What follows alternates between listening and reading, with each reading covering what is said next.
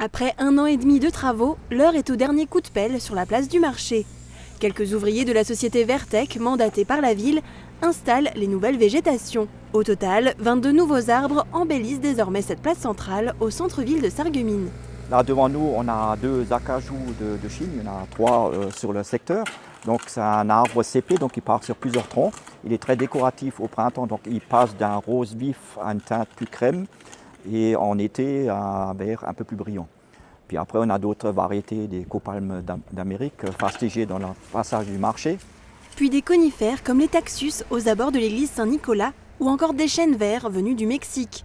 Une variété d'essence qui n'a pas été choisie au hasard. Qui poussent dans les canyons souvent, donc qui ont des étés très très chauds, mais aussi des hivers rigoureux et qui, je l'espère, ne vont pas perdre les feuilles, c'est ce qui est prévu. Ce sont des arbres qui vont les garder en hiver, on voit que c'est bien joli et ça permettra une belle ombre de qualité en été.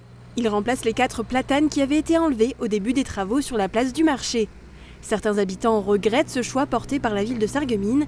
Ils avaient fait une pétition pour s'opposer à l'abattage de ces arbres. On avait des superbes platanes voilà, qui ne coûtaient rien, qui étaient déjà là.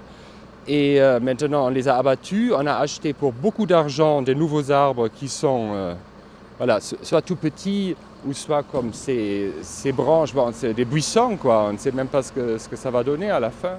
De son côté, le maire de Sarreguemines rappelle que cette opération était nécessaire vu l'état de santé des arbres et pour la bonne conduite des travaux.